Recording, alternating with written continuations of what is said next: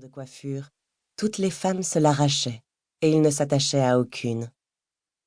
Mais pour l'heure, c'était de sa grand-mère qu'il s'occupait galamment, la remorquant vers le café. La pauvre Mamette perdait de plus en plus la tête, confondait les gens, mélangeait les dates, et usait ainsi sans pitié les nerfs d'Emma, qui ne se décidait pourtant pas à envisager la maison de retraite. « Je vais chercher le champagne ?» proposa Simon. Un petit vent tiède s'était levé, balayant la place et faisant voler le voile de la mariée. « Oui, commence à ouvrir les bouteilles », approuva Emma. Elle restait immobile, les mains sur les hanches, occupée par le spectacle de tous les soubérants qui avançaient vers elle, réunis au complet, ou presque. Ils étaient sa famille, et coûte que coûte, elle continuerait à les préserver. Ce serment-là, elle se l'était fait certaines nuits dont elle ne voulait plus se souvenir, et jusqu'à présent, elle n'avait pas failli. À 10 heures du soir, la fête battait toujours son plein. Sur la terrasse du Café des Tilleuls, transformée en piste de danse, les couples s'enlaçaient, tandis que, dans la salle, le champagne coulait à flots.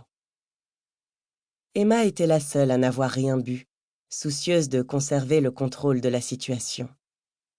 Par cette chaleur, se désaltérer avec de l'alcool revenait à se saouler en un rien de temps. Une nouvelle fois, elle mit en route le lave-vaisselle professionnel qui nettoyait 60 verres en quelques minutes.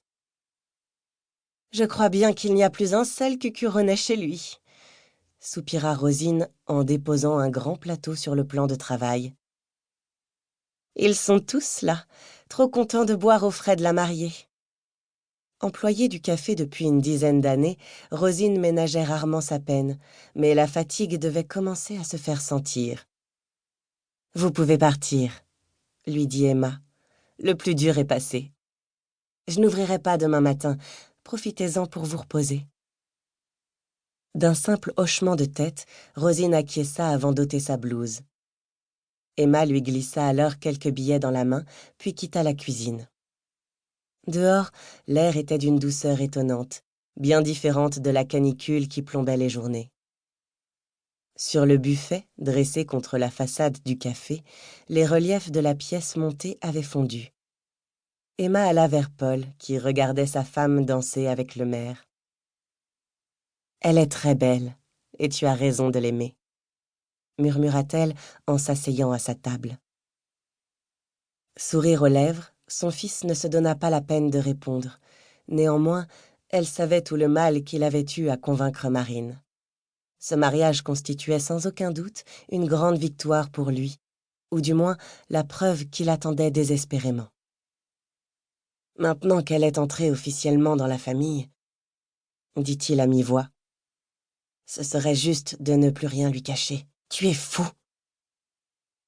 Emma avait répliqué trop fort, trop vite, et elle fit un effort pour se reprendre.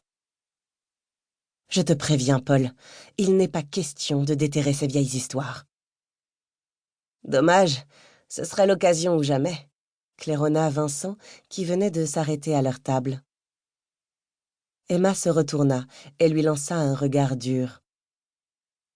Tu trouves, le jour du mariage de ton frère, une façon de finir la journée en beauté?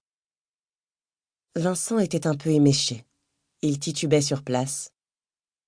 On a fait une grosse bêtise, maman. D'un geste hésitant, il voulut saisir le verre de Paul, mais sa mère, plus rapide, le prit et le vida sur les graviers. « Tu devrais aller te coucher, Vincent. »« Oh non, pas question. J'ai encore plein de filles à faire danser. À commencer par la mariée. Je lui ai promis un roc.